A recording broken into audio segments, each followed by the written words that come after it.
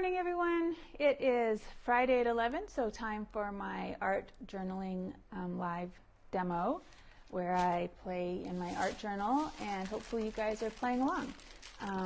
I encourage you to ask questions, make comments, and then if you're more interested in the store, come back at 1 and I'll open a box for you. You can see some of the new stuff we've got in. All right, let's change this over.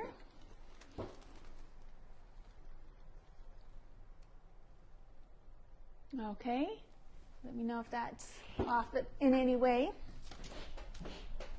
All right, today I'm just going to start by layering down. I've got a new,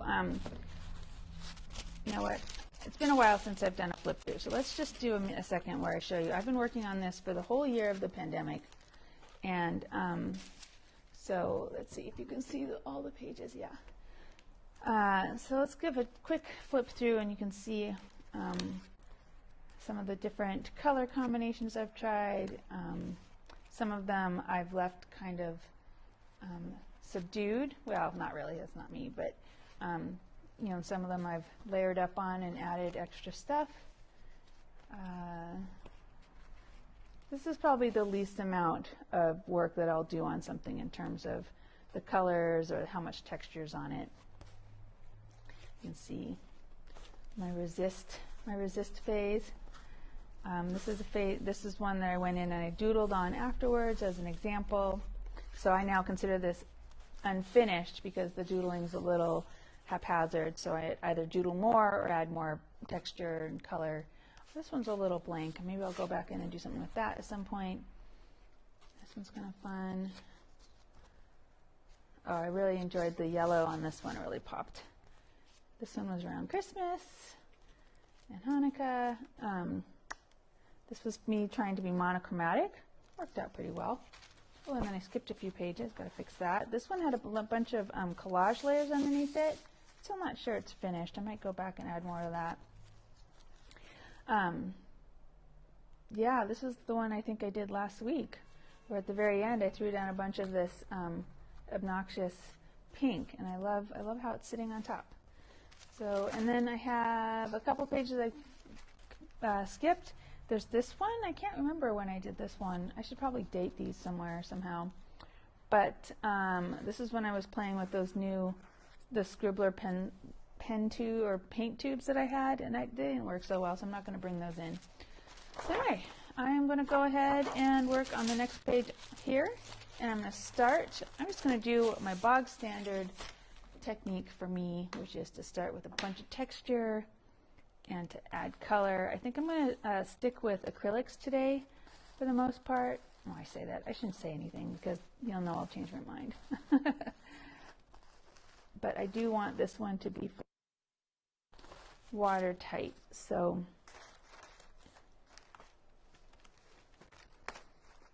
and I think I've gotten close to having all the products that I use on my table in the shop now. So if you see something I'm using and are wondering about it, just ask. So that's a little, I'm using today Ranger's Texture Paste, the opaque matte. They also have a transparent matte.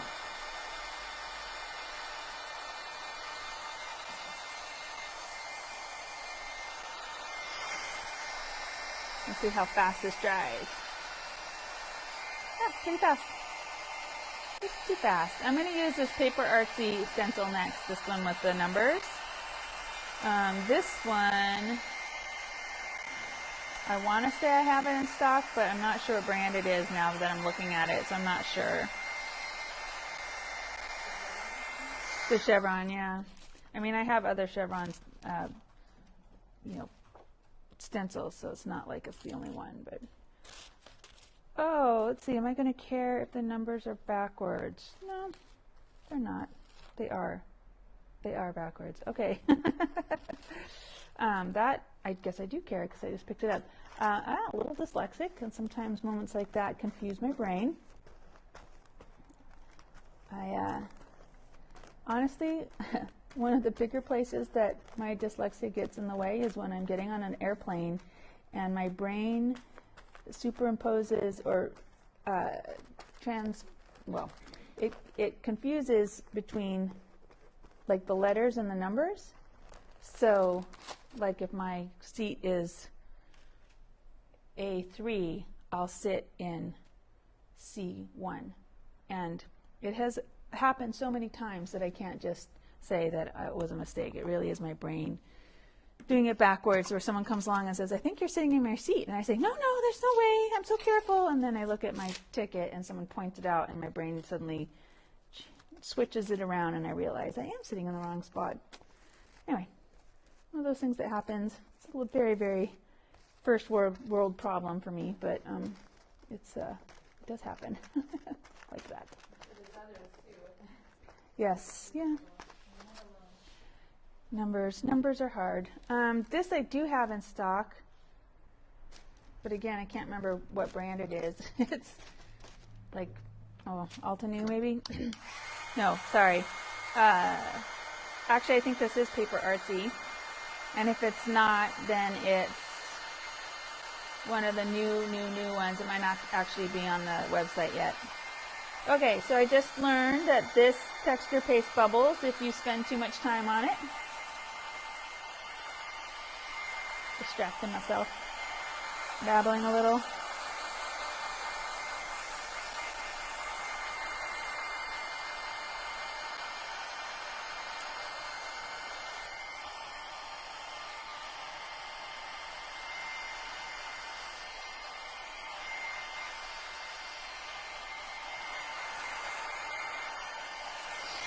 Okay, so today for my fluids, I was going to start with these Liquitex inks. I love these. You've seen me use these before. They are acrylics, so once they dry, they're permanent. And I do have every color that they currently stock in stock, and all the new ones that they have coming out. I think they've got like 20-some new ones coming out, and I have those on order. So when they hit the shelves in June, July, something like that, they'll be here. Also, I have their fluid paints coming in. I have golden fluids coming in. Lots of liquid medium acrylics. So if you're somebody who doesn't like the water solubility of some of these products, these are the ones that you would substitute with. Because, if you want it to go down and dry and then be where you put it, then that's what you want. You want an acrylic.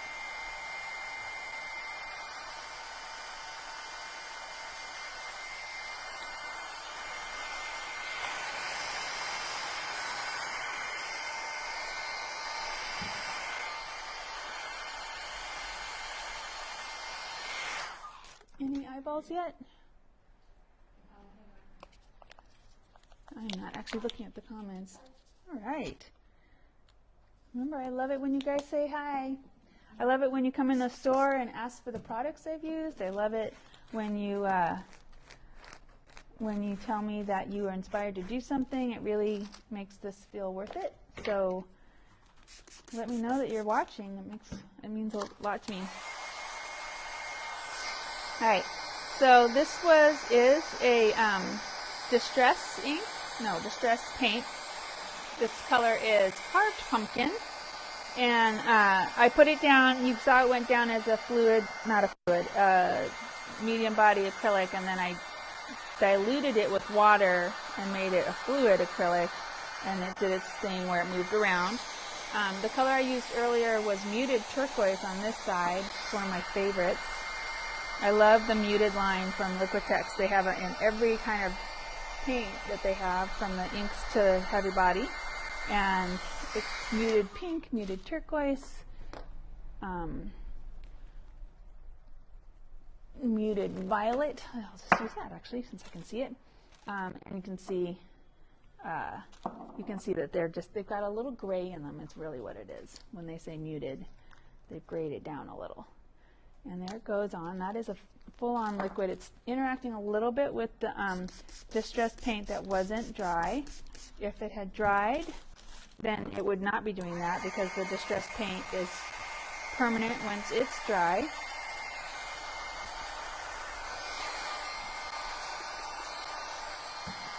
And hopefully you all have read the newsletter. I am open for drop-ins starting today for Fridays and Saturdays.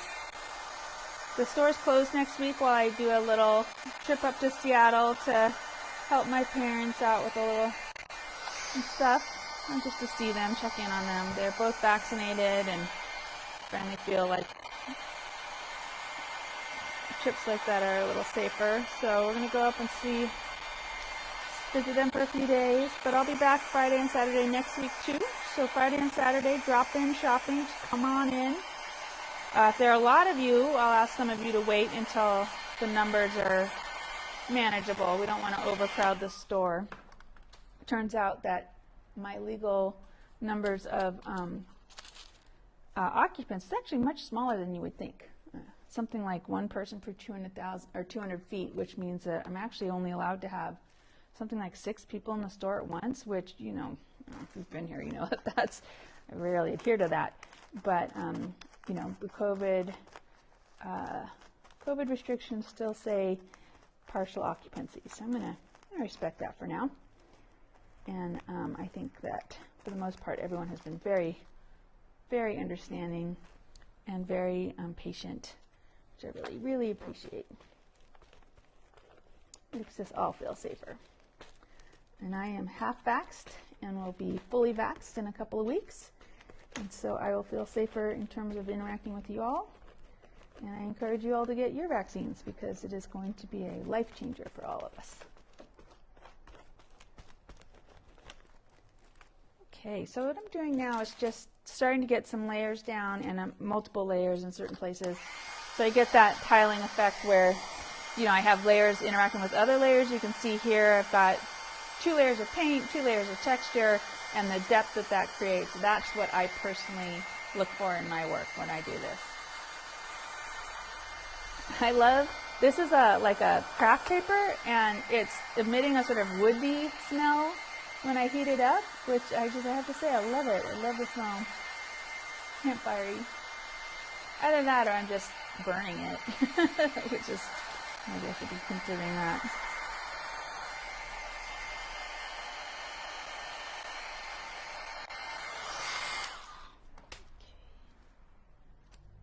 I'm just going to scrape down some Delusions paint. These are medium body acrylic as well, and what you can do with these is nice. They don't, they're not quite like the distress inks or distress paints in that when you add water to them, they don't liquefy in the same way. So this I'm just going to scrape down the way it is, and it's going to interact with the texture I have and just provide some color. You can see that's a little translucent. So, good question. That is funky fuchsia. And it dry, I don't know if you can see, it's dried really fast already.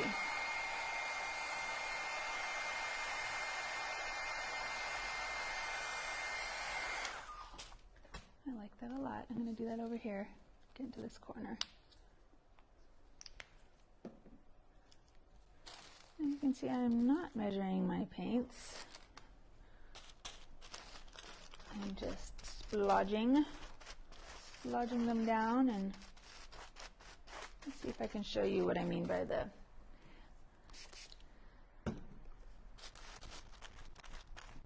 that one actually didn't do too badly. Just kind of like that. I'll do that again here and see if it's a little granular is really the big thing. So when you first, ooh, I like how that came out. Look how it dragged over down into the orange. That looks cool.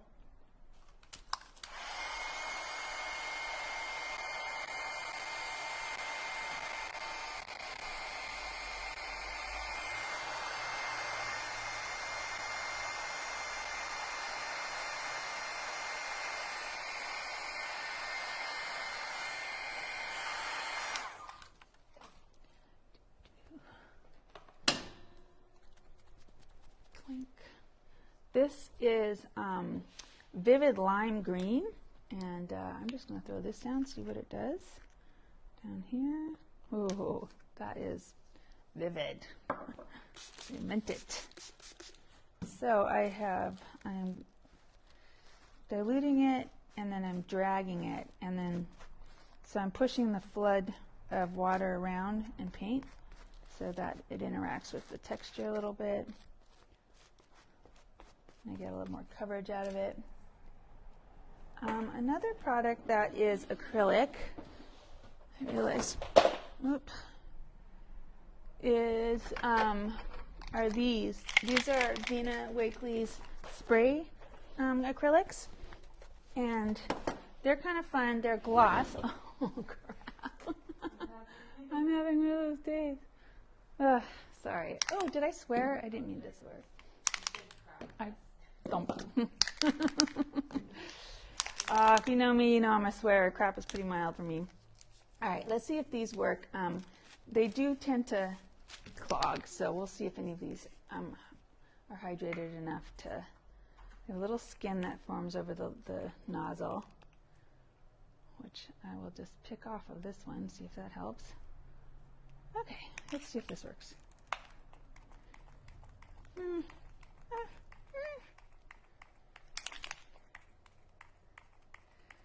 All right, one of the things I have on order is the nozzle tips, like the needle nozzle tips from Ranger, and they fit on these bottles. So if you run into this where your nozzles on your Dina Wakley acrylic sprays has solidified and won't spray anymore. Oh, there we go. Got a little something out of that. Now you can see these are opaque, so they go down and they're going to cover up anything that they end up on top of. Scrape it around a little bit, but it's just not going to have the same transparent effect as the others, which you might want. Sometimes if you've created a spot that you don't like, you might want that effect to cover it up. There we go. They're just fluids, so I can move it around. I can't remember what I was saying. Something about nozzles. Yeah, you can replace the nozzle with the tip from the needle tip. And oh my God, I am seriously. You know what? No, that's just going to stay there. That's fine. I'm just going to pivot. Okay. Don't use things I have to shake. That's the lesson from today. I'm going to blame that on, let's just say it's menopause. And start that excuse. Oh yeah, that might be it. It is. It's something about a couple days before we leave, and just figuring out all the details. We have pets and house and chickens that need feeding and things like that. And it always seems like 2 days before we leave, we're like, oh, did we arrange for someone to take care of these while we're gone? Are you all going? We're all going. Well, we don't. It's just me, Tabitha, and George these days. The boys are both off at college, and I have older kids that live in the area that help out a lot. So one of them's taking our nervous dog who doesn't like to go to the kennel. The other dog loves going to the kennel, so she gets to go because she wants to. And our daughter will probably take care of the chickens, but we have to ask. It does not bode well if we assume. And so we just sort of my head stuck in detail mode. Did I do it all? Did I do it all? Plus I always feel guilty when I close the store to be gone. Inevitable, I swear to God. I'm just going to accept that these things want to be on the ground and that they do not need to pick them up. About 10 minutes. It's been 10 minutes? No, you have 10 minutes. Well, of course, with this, we don't have the same time limit, but we want to keep it. So I hope you guys have gotten the notice that Seth Apter is joining us in a few weeks. He's going to take over this time slot, and I hope you pencil some time in for that, because he really takes his time to say hi to everybody and to go through all his products, and he demos with them, and he explains the best way to use them, And so he's usually online for an hour or two. So versus I've been keeping it a little shorter. But I hope you check it out because you know, he's just a great resource. He's a great teacher. I've taken several of his classes myself and use, well, I'm mostly inspired. He's a sort of a micro texturist, so he works smaller and lower than I do, but you know, a lot of his techniques I have used myself. I just go a little bigger with them. But he's great if you're like, okay, I've got my color down, I've got my texture down, what do I do next? He has some level up techniques that he demonstrates that can be really inspiring. So I hope you check him out because he's a nice guy. If only because he's a nice guy. Okay, I'm going to drag some of this. Oh, you can see what happens. My texture paste gets kind of colorful because I do not wipe down my tools in between. It's part of what I like about what happens on my page.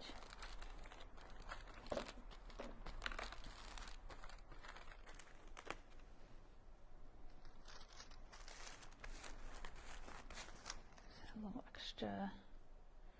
So now you can see that this, you know, there's a repeat now in the texture, which I kind of like. Actually, they almost completely ended up on top of each other, and I love that when that happens.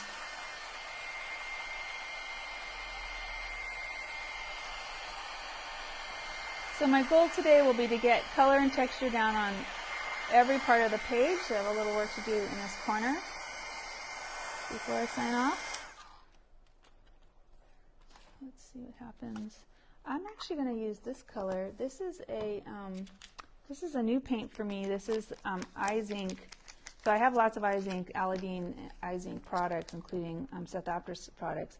This one is their natural paint, and it's a fairly fluid acrylic, but made with 80% natural ingredients. And so it's got an interesting smell. Not a bad smell, just different from other paints that I've used. And it has a sort of very muted, pastel-y color palette. They're sitting in the back waiting to be processed into the store. Yeah, they are not. I am way behind, way behind. That's one of the reasons why I feel guilty about leaving. I have all this stuff sitting in the back like, sell me, sell me, sell me.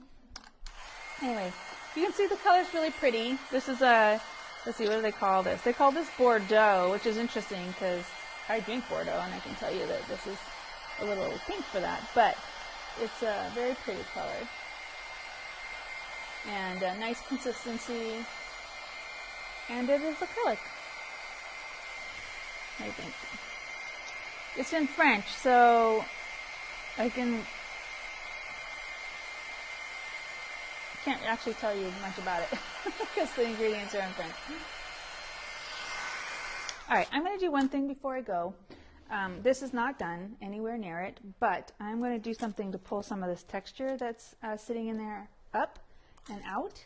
And so I'm going to brayer out some color.